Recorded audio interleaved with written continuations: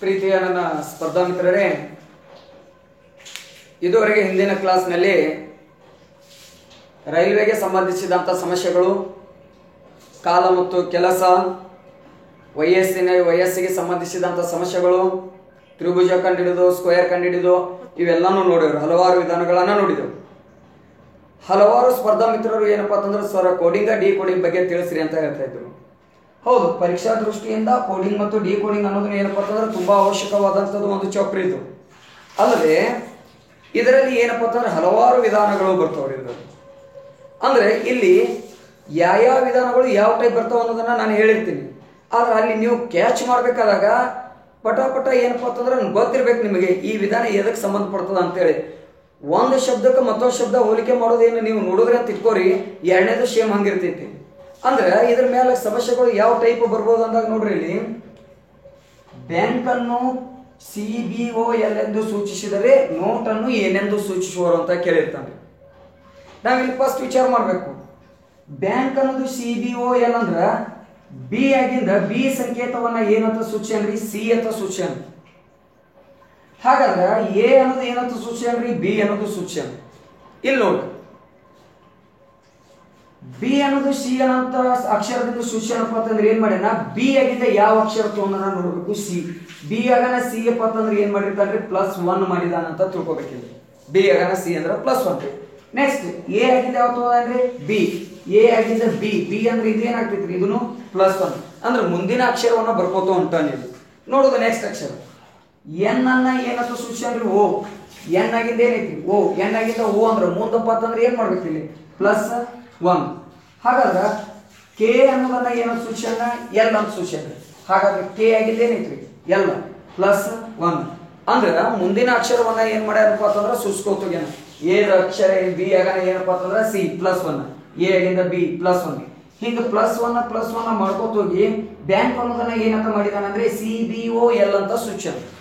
ಅಂದ ಬಳಿಕ ನೆನ್ಪಿಡ್ರಿ, ನೀವು ಫಸ್ಟ್ ಅಕ್ಷರವನ್ನ ಫಸ್ಟ್ ಶಬ್ದವನ್ನ ಹೆಂಗ್ ಸೂಚಿಸಿರ್ತಾನೋ ಎರಡನೇ ಶಬ್ದನೂ ಅದೇ ಟೈಪ್ ನಾವು ಸೂಚಿಸ್ಬೇಕಿಲ್ಲ, ಯಾವುದೇ ಚೇಂಜಸ್ ಮಾಡಬಾರ್ದು.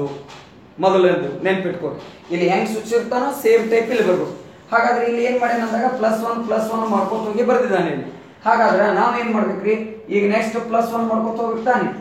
ಎನ್ ಆಗಿಂದ +1, ಎನ್ ಆಗಿಂದ ಮುಂದೆ ಯಾವ್ದು ಬರ್ತೈತ್ರಿ, ಓ. +1 ಅಂದ್ರೆ ಯಾವ್ದಾಗ್ತೈತಿ, ಓ. ಎರಡನೇದು ಓ ಆಗಿಂದ ಮತ್ತ +1, ಓ ಆಗಿಂದ ಯಾವ್ದು ಬರ್ತೈತ್ರಿ, ಪಿ. ಹಾಗಾದ್ರೆ ಟಿ ಆಗಿಂದ ಏನ್ ಮಾಡ್ಬೇಕ್ರಿ ನಾವು ಈಗ, +1. ಟಿ ಆಗಿಂದ ಯಾವ ಶಬ್ದ ಬರ್ತೈತ್ರಿ, ಯು. ಹಾಗಾದ್ರೆ ಇ ಆಗಿಂದ ನೆಕ್ಸ್ಟ್ ಏನ್ರಿ +1 ಮಾಡ್ಕೋಬೇಕು. ಯು ಆಗಿಂದ ಮುಂದಿನ ಶಬ್ದ ಯಾವ್ದು ಬರ್ತೈತ್ರಿ, ಯಾವ್ದ್ರಿ, TE. ಯು ಬರ್ದೇವ್ರ, ಟಿ ಆಗಿಂದ ಯು. ಹಾಗಾದ್ರೆ ಇ ಆಗಿಂದ ಮುಂದಿನ ಶಬ್ದ ಯಾವ್ದು ಬರ್ತೈತ್ರಿ, ಎಫ್.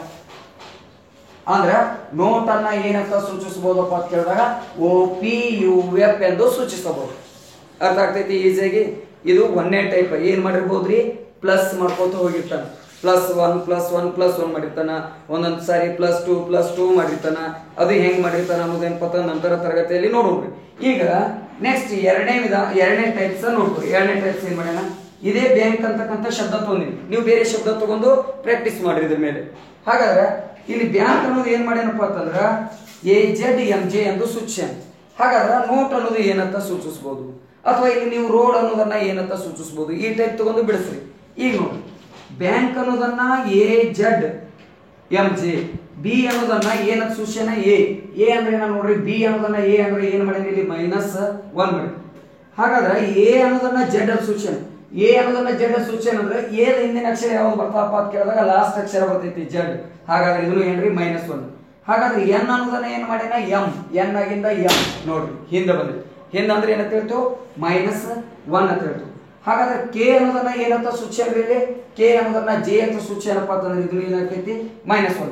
ಇಲ್ಲಿ ಎಲ್ಲಾ ಶಬ್ದಗಳು -1 ಅನ್ನ ತಗೊಂಡಿವ್ ಅಂದ್ರೆ ಹಿಂದಿನ ಅಕ್ಷರಗಳನ್ನ ತಗೊಂಡಾನಂತ ಹೇಳ್ತೇವೆ ನಾವು. ಹಿಂದಿನ ಅಕ್ಷರ ಈ ಶಬ್ದಕ್ಕೆ ತಗೊಂಡಂದ್ರ ಮುಂದಿನ ಶಬ್ದನು ನಾವೇನ್ ಮಾಡ್ಬೇಕು, ಆ ಅಕ್ಷರದ ಹಿಂದಿನ ಅಕ್ಷರವನ್ನ ಬರ್ಕೋತ ಹೋಗ್ಬೇಕು. ಹಾಗಿದ್ರೆ ನೋಡಿ, ನೋಟ್ ಎನ್ ಆಗಿಂದ -1 ಮೀನ್ಸ್ ಹಿಂದಿನ ಅಕ್ಷರ. ಎನ್ ಆಗನ ಯಾವ್ದು ಬರ್ತೈತಿ, ಎಂ. ಹಿಂದಿನ ಯಾವ್ದ್ರಿ, ಎಂ. ಹಾಗಾದ್ರೆ ಓ ಇದ್ದಿದ್ದನ್ನ ನಾವ್ ಏನ್ ಮಾಡ್ಬೇಕ್ರಿ, ಈಗ -1 ಅಂದ್ರೆ ಓ ಹಿಂದಿನ ಅಕ್ಷರ ಯಾವ್ದು ಬರ್ತೈತ್ರಿ, ಎನ್. ಹಾಗಾದ್ರೆ ಟಿ ಆಗಿಂದ ಅಂದ್ರೆ ಹಿಂದಿನ ಅಕ್ಷರ ರೀ ಯಾವ್ದು ಬರ್ತೈತ್ರಿ, ಟಿ ಆಗನ ಎಸ್. ಹಾಗಾದ್ರೆ ಈ ಆಗನಾದ್ರೆ ಹಿಂದಿನ ಅಕ್ಷರ -1, ಈ ಆಗಿಂದ ಯಾವ್ದು ಬರ್ತೈತ್ರಿ ಅಂದ್ರೆ ಹಿಂದ ಡಿ, MNSD ಎಂದು ಸೂಚಿಸುವರು. ಈ ಟೈಪ್ ಪ್ಯಾಟರ್ನ್ ಇಲ್ಲಿ ನೆನ್ಪಿಟ್ಕೋರಿ. 1 + 1 ಮಾಡ್ಕೋತ ಹೋಗಿದ್ನಂದ್ರ ಮುಂದಿನ ಅಕ್ಷರವನ್ನ ತಗೋತ ಹೋಗ್ಬೇಕು. ನಮ್ ಕೊಟ್ಟ ಶಬ್ದನು ನಾವು ಅದೇ ಟೈಪ್ ಏನಪ್ಪಾ ಅಂತಂದ್ರ ಇಲ್ಲಿ ಡಿ ಕೋಡಿಂಗ್ ಮಾಡ್ಬೇಕಾಗ್ತೈತಿ, ಮೀನ್ಸ್ ಸೂಚಿಸ್ಬೇಕಾಗ್ತೈತಿ. ಅಥವಾ ಎರಡನೇದು ಏನಂತ ಹೇಳಕತ್ತೋ -1 ಮಾಡಿದನು. ಇನ್ನು ನಂತರ ತರಗತಿ ಒಳಗೆ ಏನ್ ಮಾಡಿರ್ತಾನಪ್ಪ ಅಂತ ಕೇಳಿದಾಗ ಇಲ್ಲಿ +1 -1 ಮಾಡ್ಕೋತ ಹೋಗ್ಯಾನಲ್ಲ, ನಂತರ ತರಗತಿಯಲ್ಲಿ +1 +2 +3 ಯಾವ ಟೈಪ್ ಮಾಡ್ತಾನ, ಅಥವಾ ಇಳಿಕೆ ಕ್ರಮದೊಳಗಡೆ ಕೋಡಿಂಗ್ ಮಾಡಿದಾನೋ ಅಥವಾ ಯಾವ ಟೈಪ್ ಮಾಡಿದಾನ ಅನ್ನೋದನ್ನ ನಾವೇನ್ ಮಾಡೋಣಪ್ಪ ಅಂತಂದ್ರೆ ನಂತರದ ತರಗತಿಯಲ್ಲಿ ನೋಡೋಣ ಅಂತ ಹೇಳುತ್ತಾ, ಅಲ್ಲದೆ ಯಾರಾದ್ರೂ ನಿಮ್ಮ ಸ್ನೇಹಿತರು ಏನಪ್ಪಾ ಅಂತಂದ್ರೆ ಎಲ್ಲಿ ಕೋಚಿಂಗ್ ಹೋಗ್ಲಾರ್ದೆ ಇದ್ರು, ಅವರು ಏನಪ್ಪಾ ಅಂತಂದ್ರೆ CET ಪ್ರಿಪೇರ್ ಮಾಡ್ತಿದ್ರು ಅಂದ್ರ ಅವರಿಗೂ ಕೂಡ ಏನಪ್ಪಾ ಅಂತಂದ್ರೆ ನನ್ನ ಲಿಂಕ್ ಅನ್ನ ಕಳಿಸ್ರಿ ಅಂತ ಹೇಳ್ತಾ, ಅಲ್ಲದೆ ಇದಕ್ಕೆ ಸಬ್ಸ್ಕ್ರೈಬ್ ಆಗ್ರಿ, ಲೈಕ್ ಮಾಡ್ರಿ ಅಂತ ಹೇಳ್ತಾ ಇವತ್ತಿನ ತರಗತಿನ ನಾನು ಇಲ್ಲಿಗೆ ಮುಗಿಸ್ತಾ ಇದ್ದೀನಿ. ಧನ್ಯವಾದಗಳು.